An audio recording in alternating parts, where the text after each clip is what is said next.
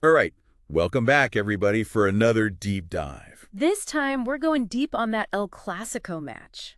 Oh, yeah. That Barcelona 4-0 just absolute demolition of Real Madrid. Absolutely. Now, even if you watch the game, I think we're going to unearth some tactical and strategic nuggets that you might have missed. You're right. This game had so much going on beneath the surface. Yeah. It wasn't just about that scoreline. It was about how Barcelona completely outmaneuvered Real Madrid tactically. Exactly. And it all started with the formations, right? Both teams came in with three-back formations. Yep. Barcelona, with that kind of flexible 3-4-3 under Hansi Flick, Right. really focused on those counterattacks. Yeah. Real Madrid, that 3-5-2 under Ancelotti, Yep. built around a high press. Yeah, and on paper, it looked like it was going to be a clash of styles. Who's going to be able to get that attacking going first? Right. But Barcelona's execution Oh, yeah. was just on another level. It really was. Let's start with that high defensive line that Flick used. Right. That's always a gamble. Huge gamble. It felt like they were playing with fire, Yeah. daring Real Madrid to just try and exploit that space behind. Mm-hmm. But it didn't backfire. Why? Because Barcelona's pressing was so disciplined. Yeah. They didn't just sit back, they squeezed the space, forced Madrid into hasty passes, really disrupted their rhythm. Yeah. It's that ability to execute that type of risky strategy that really separates the good teams from the great ones. It was like watching a well-oiled machine. Every player knew their role. Yeah. We're all on the same page. And speaking of well-coordinated, how about those Barcelona overloads out wide? Oh, that was key Yeah. to their success. Real Madrid's midfielders were playing quite narrow. Right. Which left that space, out on the flanks for Barcelona's wingers to exploit. So it wasn't just about having more players in those areas. Yep. It was about strategically targeting those weaknesses. Great attack, yeah. And creating those numerical advantages. Yeah, and it means that Real Madrid's defenders were constantly caught in 2-on-1 situations, which they just couldn't handle. Right. They had a solution for every problem that Real Madrid tried to create. Exactly. And then, once they won the ball back, Yeah. they were so lightning fast in transition. Yeah. They moved the ball so smoothly from defense to attack. They bypassed Real Madrid's press with such precise passing and movement. And that's where players like Rafinha and Yamal came in. Oh, yeah.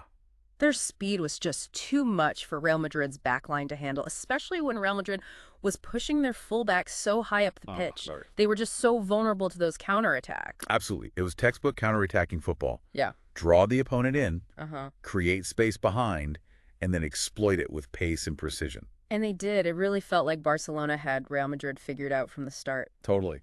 Speaking of figuring things out, Lewandowski, 2 goals. Yeah. It wasn't just the finishing. Yeah. His movement was incredible. Absolutely. It seemed like he always knew where to be to find that space in the box. His positioning and his timing were impeccable. Right. He wasn't just relying on his finishing ability. He was making himself incredibly difficult to mark, Yeah. constantly finding those pockets of space between Real Madrid's center backs. And as Real Madrid became more and more desperate, those gaps just got bigger. And then you got Lamine Yamal, 17 years old, Oh, my goodness. making history, the youngest El Clasico goal scorer ever. Unbelievable. His composure was unbelievable. Well, it was 17 years old. Yeah, he played with such intelligence and maturity. Yeah. For his age, it wasn't just about, raw talent. It was about his decision-making, consistently finding space against some of the most experienced defenders in the world. Yeah. This kid is going places, that's for sure. Oh, absolutely. He's definitely one to watch. It was truly a special performance from Barcelona, both individually and collectively. Absolutely. We've talked about the attack, but even defensively, they were rock solid. Ter Stegen made some crucial saves, and even his distribution was a less flashy but vital contribution. Yeah.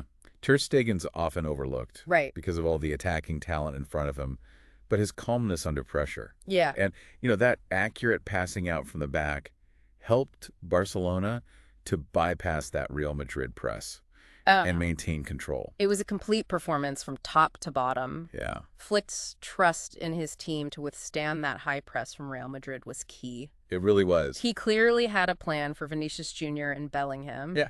And they just couldn't get going. No. It was a very calculated approach by Flick. It was spot on.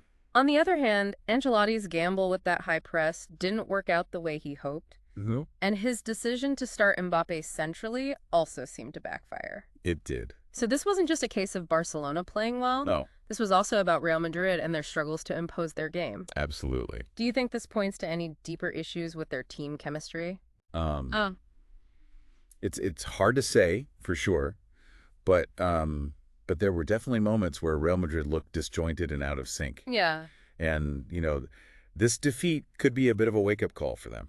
Yeah, it's interesting because coming into the match, everyone was talking about Real Madrid's attacking firepower, but they just couldn't break through Barcelona's defense. And that's a testament to how well-drilled Barcelona were. Yeah. They defended as a unit. Uh-huh. They were so aggressive in winning the ball back. It made it very difficult for Real Madrid to build any sustained pressure. Yeah. It almost felt like Real Madrid was expecting an easier game. Yeah. Like they underestimated Barcelona's intensity and tactical discipline. Possible. Yeah. They might have been a bit complacent. Right. Especially after their recent run of good form. Right. But, we got to give credit where credit's due. Oh, yeah. Barcelona was simply the better team on the day. Absolutely. So to recap, we saw Barcelona's tactical flexibility and their individual brilliance on full display. They exposed vulnerabilities in Real Madrid's approach, and they really controlled the tempo of the game from start to finish. Yeah, it was a masterclass in how to dismantle a top team. Uh-huh. They had an answer for everything Real Madrid threw at them, and they capitalized on their opportunities with ruthless efficiency. And it all goes back to that high defensive line and how well they executed it. Absolutely. They took a risk. Huge risk. But they had the quality and the discipline to make it work. They did. What does this mean for both teams moving forward? Does this signal a shift in the balance of power in La Liga? I mean, that's the question on everyone's mind. Right. Has Barcelona cracked the code to beat Real Madrid, or was this just a bad day at the office for Ancelotti's men? It's definitely a statement win for Barcelona. Oh, yeah. They've shown they can go toe-to-toe with the best and come out on top. Yeah, but let's not forget that Real Madrid is a team known for their resilience. Right. They have the experience and the talent to bounce back from this. Ancelotti's a master tactician. He'll be analyzing this match meticulously to identify the areas they need to improve. Yeah, I'm already excited to see how they respond in their next encounter. Are they going to stick with that high press? Are they going to try to find a way to neutralize Lewandowski in that rapid attack? Right, and that's what makes football so fascinating. Yeah. It's a constant game of adjustments. Right. This El Clasico was a big win for Barcelona, but the story's far from over. Right. It's just one chapter in a long and fierce rivalry. Speaking of chapters, we've covered a lot of ground today. Yeah. But before we wrap up, I want to leave you with something to ponder. Okay. We saw how Barcelona dismantled one of the best teams in the world. But does this signal a definitive shift in the balance of power in La Liga? Right. Or was this just a blip for Real Madrid? That's the million-dollar question. What do you think? I think this deep dive has given us a lot to think about. We've looked at the tactics, the individual performances, the managerial decisions, but sometimes the most interesting questions are the ones without easy answers. And that's what makes a rivalry like this so compelling. It's never truly settled. Yeah. There's always another chapter. Always. Another twist, another chance for one team to prove themselves. Right. This El Clasico is a spectacle, and it sets the stage for what should be a captivating La Liga season. I can't wait to see what unfolds. A huge thanks to you for guiding us through this deep dive. Both a pleasure. Your insights are always so valuable. Happy to be here. And of course, a massive thank you to you, our listener, for joining us on this journey. Yeah. We hope you enjoyed this deep dive into Barcelona's 4-0 win over Real Madrid. Keep those questions coming, and we'll keep diving deep to find the answers. Yeah, it's a question that'll have fans debating all season long. Oh, yeah. But one thing's for sure, this deep dive has given us a whole new perspective on the match. Absolutely. We often focus on the result. Right. But understanding that why behind it, Yeah. the tactical chess match, Yeah. that's where the real insights are.